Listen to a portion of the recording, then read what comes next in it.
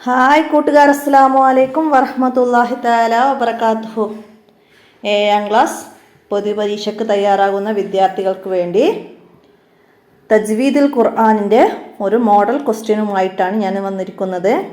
അപ്പോൾ നിങ്ങൾക്ക് മോഡൽ ക്വസ്റ്റ്യനിൽ തജ്വീദുൽ ഖുർആനിൽ 8ാമത്തെ ചാപ്റ്റർ മുതലാണ് എക്സാമിനുള്ളത്. അപ്പം അവിടുന്ന് അങ്ങോട്ടുള്ള എല്ലാ പാഠഭാഗങ്ങളും നന്നായിട്ട് പഠിക്കാം. നമുക്ക് ചോദ്യപേപ്പർ നോക്കാം. ഒന്നാമത്തെ ചോദ്യം എന്താണ്? ഉമ്മുൽ ഖുർആൻ എന്ന് അറിയപ്പെടുന്ന സൂറത്ത് ഏത് എന്നാണ്. ഏതാണ്? ഫാത്തിഹയുടെ പേരാണ് ഉമ്മുൽ ഖുർആൻ. ഖുർആനിൻ്റെ മാതാവ് എന്നറിയപ്പെടുന്നത് ഫാത്തിഹ. അപ്പോൾ അത് ഓപ്ഷൻ നമുക്ക് ശരിയായപ്പെടുത്താം. അടുത്തത് ഹാ ഉൽ ലമീറിനെ നീട്ടി ഓതണം. ഇവിടെ ഓപ്ഷൻ തന്നതിൽ ഏത് ഹാ ഉൽ ലമീറിനെയാണ് നീട്ടി ഓതിയത് എന്നാണ്.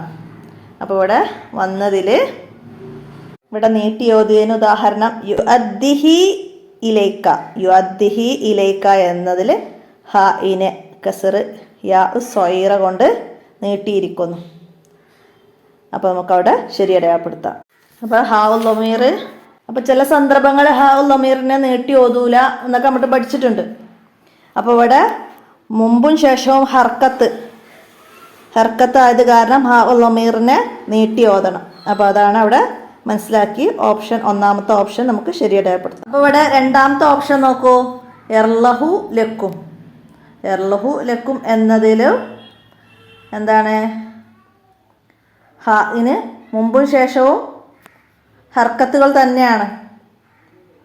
പക്ഷെ അവിടെ നമ്മൾ പ്രത്യേകം പറഞ്ഞിട്ടുണ്ട്, നിങ്ങളുടെ ശ്രദ്ധിച്ച് പാരായണം ചെയ്യേണ്ട ഭാഗങ്ങൾ എന്ന ബിസ്മില്ലാഹി മജ്രഹ എന്നതിൽ പറയുന്നുണ്ട്. സൂറത്തുൽ സുമറിലെ എർലഹു എന്നതിൽ ഹാഇന് മുമ്പും ശേഷവും ഹർക്കത്ത് ഉണ്ടെങ്കിലും ഹാഇനെ നീട്ടാതെ ഓതണം എന്ന്. അപ്പോൾ ഇവിടെ നമ്മൾ ഇത് മനസ്സിലാക്കുക. വ ഇലൈഹി എന്നുള്ളിടത്ത് ഹാഇന് മുമ്പ് സുക്കൂനാണ് അവിടെ. അപ്പോൾ ഇവിടെ നമ്മൾ മനസ്സിലാക്കേണ്ടത് ഇങ്ങനെയാണ്. അപ്പോൾ മനസ്സിലാക്കി വെക്കുക.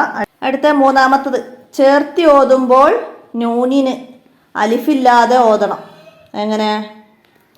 എങ്ങനെയാണ്? ഏതാണ് ഓപ്ഷൻ അവിടെ? ലാകിന്ന ഹുവല്ല എന്നതാണ് അവിടെ ശരി. മറ്റത് ജന്ന, അവിടെ നമ്മൾ അലിഫ് ചേർക്കും. ഇന്ന കുന്ന, അവിടെ നമ്മൾ അലിഫ് ചേർക്കും. അപ്പോൾ ഇവിടെ നിങ്ങൾക്ക് 11ാമത്തെ ചാപ്റ്ററുകളാണ് ലാ തുത്തിഹു വസ്ജുദ് വഖ്തരിബ്. അപ്പോൾ അവിടെ പ്രത്യേകം ശ്രദ്ധിച്ചില്ലെങ്കിൽ പിഴവ് വരാൻ സാധ്യതയുള്ള ചില ആയത്തുകളൊക്കെ നമ്മൾ പഠിച്ചിട്ടുണ്ടായിരുന്നു അല്ലേ? അതിൽ പറയുന്നുണ്ട് അത്. അപ്പോൾ അതിൻ്റെ തദ്രിബാത്തിലും വന്നൊരു ചോദ്യമാണത്. ലാ കിന്ന എന്നതിൽ നൂനിന് ശേഷം അലിഫ് എഴുതിയിട്ടുണ്ടെങ്കിലും ചേർത്തി ഓതുമ്പോൾ അലിഫില്ലാതെയും വഖഫിൽ അലിഫോട് കൂടിയുമാണ് ഓതേണ്ടത്.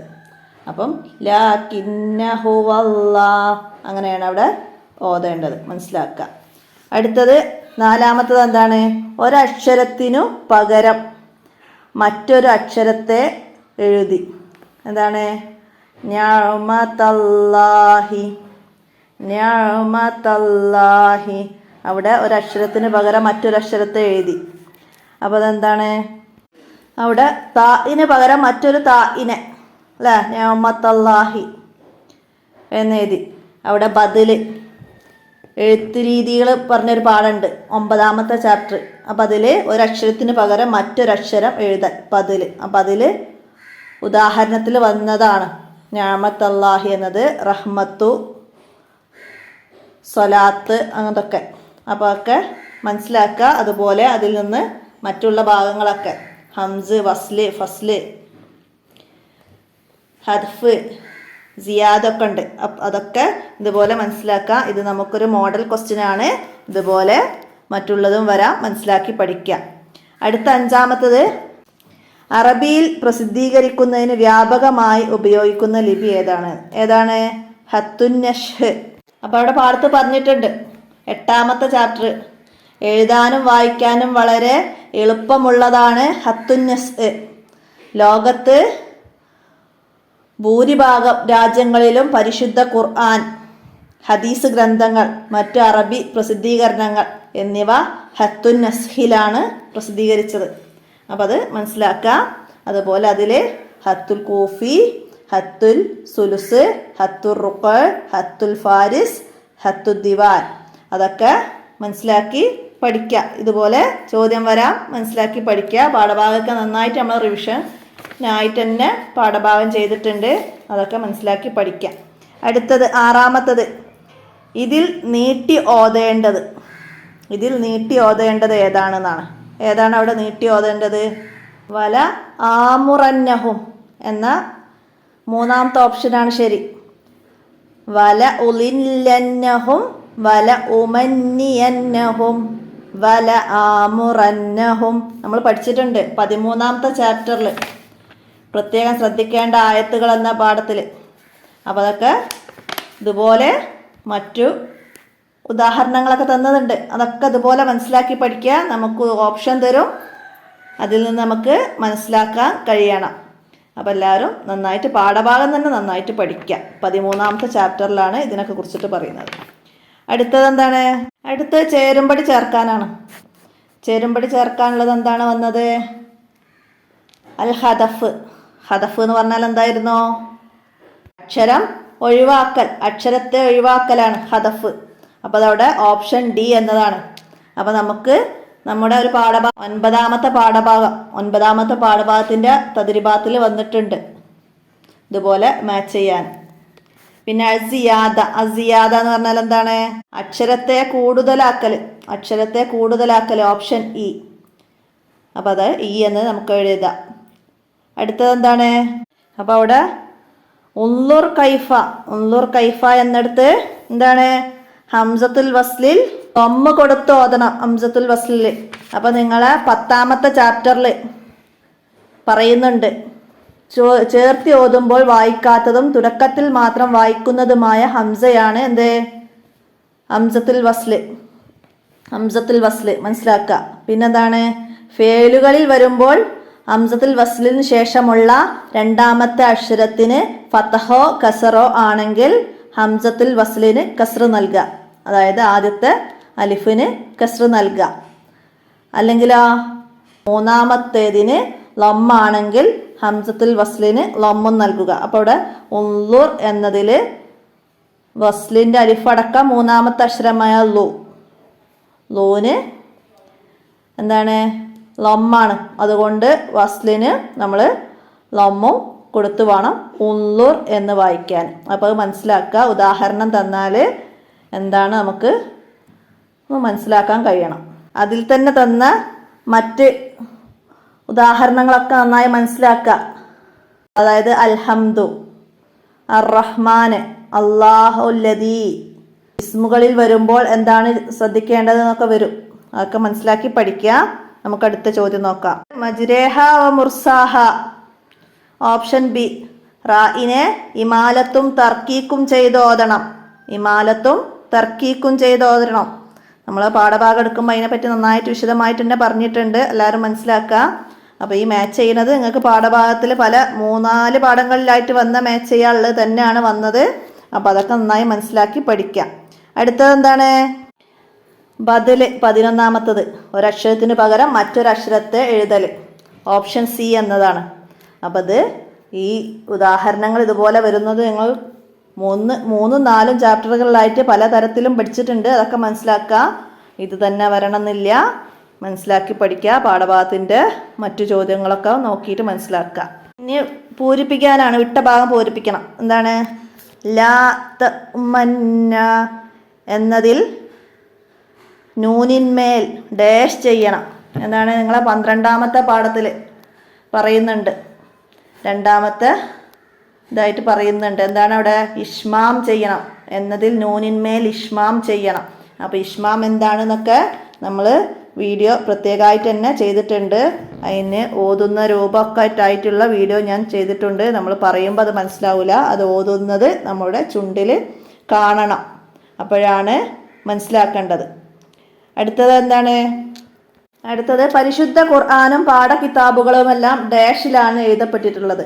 ഇതിലാണ് നമ്മൾ നേരത്തെ പറഞ്ഞില്ലേ, ഹത്തുൻ നഷ്ഹിലാണ് എഴുതപ്പെട്ടത്. മനസ്സിലാക്കാം. അടുത്തത് സൂറത്ത് യാസീന് ഒരു തവണ പാരായണം ചെയ്താൽ ഡാഷ് ഹത്തം ചെയ്ത പ്രതിഫലം ലഭിക്കും. എത്രയാണ്?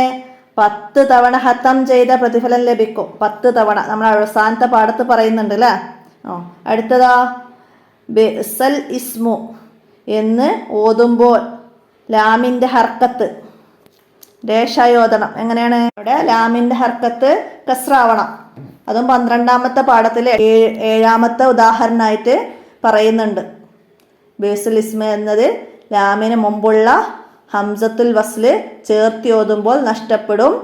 ഇസ്മ എന്നതിൽ ഹംസ കളഞ്ഞാണ് നമ്മുടെ ഖിറാഅത്ത്. അപ്പോൾ ലാമിനും സീനിനും സുക്കൂന് വന്നതിനാൽ ലാമിന് കസ്റ് കൊടുത്താണ് ഓതേണ്ടത്. അപ്പോൾ അതൊക്കെ പാഠഭാഗം നന്നായി മനസ്സിലാക്കുക.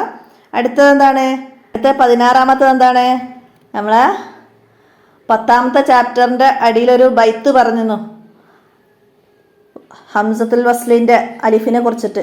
മുകളിൽ സോദിൻ തലയുള്ള അലിഫിനെ ചേർത്തോതുമ്പോൾ പറയണ്ട. അപ്പോൾ അവിടെ ചേർത്തോതുമ്പോൾ എന്നാണ് എഴുതേണ്ടത്. ചേർത്തോതുമ്പോൾ പറയണ്ട. അലിഫിൽ ഓത്തും തുടങ്ങുമ്പോൾ ആ അലിഫിനെ പറയാൻ മടി വേണ്ട. ഓത്ത് തുടങ്ങുന്ന അലിഫിനെ പറയാൻ മടി വേണ്ട. അപ്പോൾ ആ ബൈത്ത് പൂരിപ്പിക്കാനാണ് അവിടെ വന്നത്. മനസ്സിലാക്കുക, ചേർത്തി ഓതുമ്പോൾ എന്നാണ്. അടുത്ത 18ാമത് മുതൽ എന്താണ്? ഒറ്റവാക്കിൽ ഉത്തരം എഴുതാനാ. സൂറത്തു ദ്വാ എന്ന് ഏത് സൂറത്തിന്റെ പേരാണ്? സൂറത്തു ദ്വാ. നിങ്ങൾ അവസാനത്തെ പാഠത്തിലാണ് അതൊക്കെ പറയുന്നത്. അതിന്റെ തദ്രിബാത്തിലൊക്കെ വന്ന ചോദ്യമാണ്. സൂറത്തു ദ്വാ എന്ന് പറയുന്നത് സൂറത്തുൽ ഫാത്തിഹക്കാണ്. സൂറത്തുൽ ഫാത്തിഹക്കാണ്. അടുത്തത് സൂറത്തുൽ മുൻജിയ എന്ന പേരിൽ അറിയപ്പെടുന്ന സൂറത്ത് ഏതാണ്? ഏതാണ് സൂറത്തുൽ മുൻജിയ എന്ന പേരിൽ അറിയപ്പെടുന്നത്? സൂറത്തുൽ മുൽക്ക്. ദോഷങ്ങൾ പൊറുക്കുന്നത് വരെ ഷഫാഅത്ത് ചെയ്യുന്ന സൂറത്താണ് സൂറത്തുൽ മുൽക്ക്. മനസ്സിലാക്കുക. പിന്നെന്താണ് അടുത്തത്? ഖുർആനിലെ ഏറ്റവും ശ്രേഷ്ഠമായ ആയത്ത്. ഖുർആനിലെ ഏറ്റവും ശ്രേഷ്ഠമായ ആയത്ത് ആയത്തുൽ കുർസി. അത് ഏത് സൂറത്തിലേതാണ്? അൽ ബഖറ. അൽ ബഖറയിലെ ആയത്താണത്. മനസ്സിലാക്കുക. അടുത്തത് എന്താണ്? തുടക്കത്തിലും ചേർത്ത് ഓതുമ്പോഴും വായിക്കുന്ന ഹംസ ഏത്? തുടക്കത്തിലും ചേർത്ത് ഓതുമ്പോൾ വായിക്കുന്ന ഹംസ ഏതെന്ന് വെച്ചാൽ ഹംസത്തുൽ ഖത്ത്. ഹംസത്തുൽ ഖത്ത് ആണ്. തുടക്കത്തിലും ചേർത്ത് ഓതുമ്പോഴും വായിക്കുന്ന ഹംസ ഹംസത്തുൽ ഖത്ത്. മനസ്സിലാക്കുക. 22 മരണപ്പെട്ടവർക്ക് വേണ്ടി ഓതാൻ നബി സല്ലല്ലാഹു അലൈഹി വസല്ലമ നിർദ്ദേശിച്ചു. നബി സല്ലല്ലാഹു അലൈഹി വസല്ലമ നിർദ്ദേശിച്ചു. ഏതാണ്? സൂറത്ത് യാസീൻ. ഇഖ്റ അലാ മൗതാക്കും യാസീൻ. മനസ്സിലായില്ല? അപ്പോൾ അതൊക്കെ മനസ്സിലാക്കാം. അടുത്തത് എന്താണ്? ഹംസത്തുൽ വസ്ലിനെ തിരിച്ചറിയാൻ മുകളിൽ കാണുന്ന അടയാളം. എന്താണ്? ഹംസത്തുൽ വസ്ലിനെ തിരിച്ചറിയാൻ മുകളിൽ സോദിന്റെ തല പോലുള്ള ഒരു ഫതഹ് പോലെ കാണാം. അതപ്പോൾ അവിടെ നമ്മൾ ആ സോദിന്റെ തല പോലുള്ളത് നമ്മളവിടെ എഴുതി കൊടുക്കണം. അപ്പോൾ മനസ്സിലാക്കുക, ഹംസത്തുൽ വസ്ലിനെ തിരിച്ചറിയാനുള്ള അടയാളമാണ്. അടുത്തത് ഒറ്റവാക്കിൽ ഉത്തരം എഴുതാനാണ്. 24 പരിശുദ്ധ ഖുർആനിലെ ഹംസയെ എങ്ങനെയൊക്കെ എഴുതുന്ന രൂപം. എങ്ങനെയൊക്കെയാണ് എഴുതേണ്ട രൂപം? അപ്പോൾ അത് 9ാമത്തെ ചാപ്റ്ററിൽ ഹദഫ്, സിയാദ്, ബദല്, ഹംസ് ഖുർആനിൻ്റെ എഴുത്ത് രീതി ഉണ്ട്. ഖവായിദ് റസ്മുൽ ഉസ്മാനി എന്ന് പറഞ്ഞ് കൊടുത്തതുണ്ട്. അതിൽ ഹംസിൻ്റെ കള്ളിയിൽ കൊടുത്തിട്ടുണ്ട് ഹംസയുടെ പ്രത്യേക ലിപികൾ. അമറ എന്ന് എഴുതുമ്പം ഹംസ മുകളിൽ, ബിർ എന്ന് എഴുതുമ്പം എന്ന് വരുന്നത്, മുഅ്മിൻ എന്നെഴുത്ത് വാവിൻ്റെ മുകളിൽ ഹംസ വരുന്നു, ദിഫ് ഉൻ എന്ന് വരുമ്പം അവസാനം ഹംസ എഴുതുന്നത്. പിന്നെ മാ അൻ എന്ന് എഴുതുമ്പോൾ അവസാനം ഹംസ. അപ്പം അങ്ങനെ ഹംസയുടെ എഴുത്ത് രീതികൾ. അപ്പം അത് മനസ്സിലാക്കുക. അലിഫിൻ്റെ മുകളിൽ ഹംസ ഇടുക. ബാ ഒക്കെ എഴുതുമ്പോൾ മുകളിലും താഴെയായിട്ട് കസറിട്ട് ഇ എന്നൊക്കെ എഴുതുന്ന രീതി. എന്ന് എഴുതുമ്പം വാവിൻ്റെ മുകളിലും അലിഫിൻ്റെ മുകളിലൊക്കെ എഴുതുന്നത്. അപ്പോൾ ഈ വേർഡ്സുകൾ പാഠഭാഗത്തിൽ ഉദാഹരണത്തിൽ വന്ന അമറ, ബിർ, മുഅ്മിൻ എന്നൊക്കെ പഠിച്ചു വെച്ച് എക്സാമിന് വന്നാൽ അത് എഴുതുകയാണ് ഏറ്റവും നല്ലത്. മനസ്സിലാക്കി പഠിക്കുക. അടുത്ത 25ാമത്തെ ചോദ്യം, അറബി ഭാഷയെക്കുറിച്ച് നബി സല്ലല്ലാഹു അലൈഹി വസല്ലം എന്താ പറഞ്ഞത്? അപ്പോൾ നിങ്ങൾ എത്രാമത്തെ ചാപ്റ്ററാണ്? 8ാമത്തെ ചാപ്റ്റർ. 8ാമത്തെ ചാപ്റ്ററിൽ പറയുന്നുണ്ട്, നിങ്ങൾ അറബികളെ സ്നേഹിക്കുക, കാരണം ഞാൻ അറബിയാണ്, ഖുർആൻ അറബിയാണ്, സ്വർഗവാസികളുടെ ഭാഷ അറബിയാണ്. അപ്പോൾ അത് മനസ്സിലാക്കി പഠിക്കുക. നബി സല്ലല്ലാഹു അലൈഹി വസല്ലമ അറബി ഭാഷയെ പറ്റി പറഞ്ഞത്. അടുത്ത 26, ഹംസത്തുൽ വസ്ൽ എന്നാൽ എന്ത്? നമ്മൾ നേരത്തെ പറഞ്ഞിരുന്നു അല്ലേ? ചേർത്തി ഓതുമ്പോൾ വായിക്കാത്തതും തുടക്കത്തിൽ മാത്രം വായിക്കുന്നതുമായ ഹംസയാണ് ഹംസത്തുൽ വസ്ൽ. എഴുതുക. അടുത്ത 27ാമത്തെ, അറബി ഭാഷയിൽ പ്രധാന ലിപികൾ. അറബി ഭാഷയിലെ പ്രധാന ലിപികൾ ഏതെല്ലാം? അപ്പം നിങ്ങൾ 8ാമത്തെ ചാപ്റ്ററിൽ പറയുന്നുണ്ട്, അറബി ഭാഷകൾക്ക് നിരവധി ലിപികളുണ്ട്. ഹത്തു കൂഫി, ഹത്തു നഷ്, ഹത്തു സുലുസ്, ഹത്തു റുഖ്, ഹത്തുൽ ഫാരിസ്, ഹത്തു ദിവാനി എന്നിവ നമ്മൾ പാഠത്ത് പഠിച്ചിട്ടുണ്ട്. അപ്പോൾ അത് മനസ്സിലാക്കി വെക്കുക. ഇതുപോലെ വന്നാൽ എഴുതാൻ കഴിയണം. 28, ആമന റസൂൽ പാരായണം ചെയ്യുന്നതിനെ കുറിച്ച് നബി സല്ലല്ലാഹു അലൈഹി വസല്ലം എന്ത് പറഞ്ഞു? എന്താ പറഞ്ഞത്? സൂറത്തുൽ ബഖറയിലെ അവസാനത്തെ 2 ആയത്തുകൾ. ആമന റസൂൽ രാത്രിയിൽ പാരായണം ചെയ്താൽ പുലരുവോളും സുന്നത്ത് നിസ്കരിക്കുന്നതിനോ രാത്രിയിലെ എല്ലാവിധ ഷർറുകളിൽ നിന്നുള്ള രക്ഷക്കോ അത് തന്നെ മതി എന്നാണ്.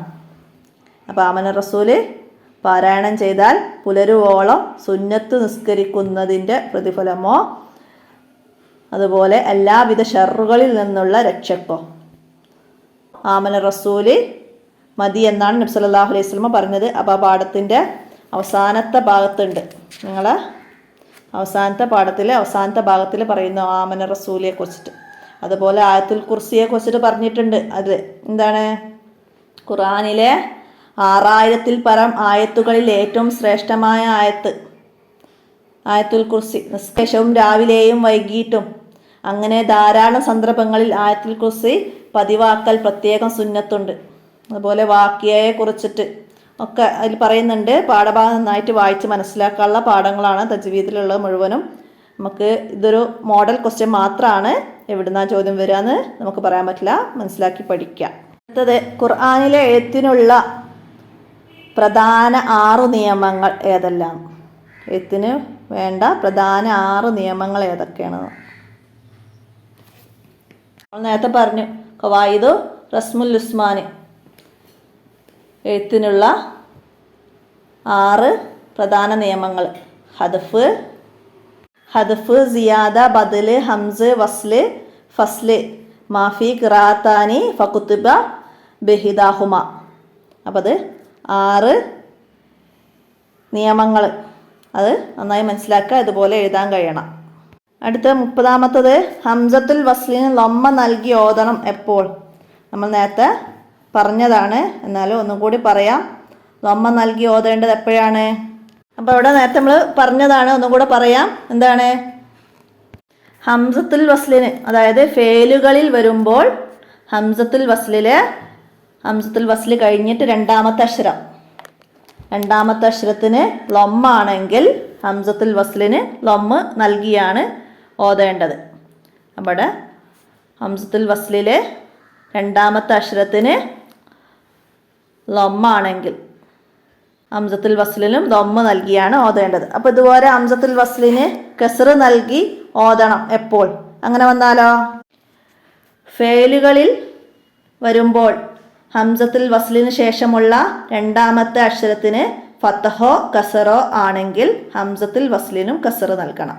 മനസ്സിലാക്കുക. ഫേലുകളിൽ വരുമ്പോൾ ഹംസത്തുൽ വസ്ലിന് ശേഷമുള്ള രണ്ടാമത്തെ അക്ഷരത്തിന് ഫത്തഹോ കസറോ ആണെങ്കിൽ ഹംസത്തുൽ വസ്ലിന് കസർ നൽകണം. അതുപോലെ രണ്ടാമത്തെ അക്ഷരത്തിന് ലൊമ്മാണെങ്കിൽ അവിടെ നമ്മൾ ഹംസത്തുൽ വസ്ലിന് ലൊമ്മ നൽകാം. അപ്പോൾ നിങ്ങൾ 10ാമത്തെ പാഠത്തിൽ ഫസ്റ്റ് തന്നെ അത് നന്നായിട്ട് പറയുന്നുണ്ട്, അവിടെ നന്നായിട്ട് മനസ്സിലാക്കി പഠിക്കാം. അപ്പോൾ ഇസ്മുകളിൽ വരുമ്പോഴുള്ളതൊക്കെ ഉണ്ട്, അതൊക്കെ പാഠഭാഗം നന്നായി മനസ്സിലാക്കുക. അപ്പോൾ ഇത് ചോദ്യപേപ്പറിൻ്റെ കൂടെ നമ്മൾ വിശദീകരിക്കുമ്പോൾ ഒരുപാട് സമയം ആവും. അപ്പോൾ പാഠഭാഗത്തിൻ്റെ ഇത് വീഡിയോ ചെയ്തതിൽ നന്നായിട്ട് മനസ്സിലാക്കി പറയുന്നുണ്ട്, വീഡിയോ കാണാം. 31ാമത്തെ ചോദ്യം എന്താ വന്നേ? സൂറത്തുൽ ഫാത്തിഹയെ കുറിച്ചിട്ട് 5 വരിയിൽ കുറയാതെ എഴുതാം. അപ്പം നിങ്ങൾ 14ാമത്തെ പാഠത്തിൽ സൂറത്തുകളെ കുറിച്ചിട്ട് പറയുന്ന പാഠങ്ങളുണ്ട്. അപ്പം അതിൽ പറയുന്നുണ്ട്, വിശുദ്ധ ഖുർആനിൽ 114 സൂറത്തുകളുടെയും ഉമ്മ, 114 സൂറത്തുകളുടെയും ഉമ്മുൽ ഖുർആൻ എന്നറിയപ്പെടുന്ന സൂറത്താണ് സൂറത്തുൽ ഫാത്തിഹ. വിശുദ്ധ ഖുർആനിലെ ഏറ്റവും മഹത്വമുള്ളതും ഒരു സത്യവിശ്വാസി നിസ്കാരത്തിൽ ദിവസവും 17 തവണ നിർബന്ധമായും പാരായണം ചെയ്യേണ്ടതുമായ സൂറത്താണിത്. അസബു മസാനി, സൂറത്തു ഷിഫാ, സൂറത്തു ദുആ എന്നിങ്ങനെ സൂറത്തുൽ ഫാത്തിഹക്ക് ധാരാളം പേരുകളുണ്ട്. ഇത്ര എഴുതി 5 വരിയിൽ കുറയാതെ എഴുതാൻ കഴിയണം. അപ്പോൾ ഇതുപോലെ സൂറത്ത് യാസീനെ കുറിച്ചൊരു 5 വരിയിൽ എഴുതാൻ വന്നാൽ നമ്മൾ എന്ത് ചെയ്തും? ഒരു തവണ പാരായണം ചെയ്താൽ 10 തവണ ഹത്തം ചെയ്ത പ്രതിഫലം ലഭിക്കുന്ന ഒരു സൂറത്താണ് യാസീന്, സൂറത്തുൽ യാസീൻ. ഖുർആനിൻ്റെ ഹൃദയം, കൽബുൽ ഖുർആൻ എന്നതാണ് അതിൻ്റെ സ്ഥാനം. സൂറത്ത് യാസീൻ മരണാസന്നയാളുടെ അടുത്തുവെച്ചും മരണപ്പെട്ട ആൾക്ക് വേണ്ടിയും പാരായണം ചെയ്യണമെന്ന് നബി സല്ലല്ലാഹു അലൈഹി വസല്ലമ നിർദ്ദേശിച്ചിട്ടുണ്ട്. ഇഖ്റഉ അലാ മൗതാക്കും യാസീൻ. അപ്പോൾ അതൊക്കെ മനസ്സിലാക്കുക.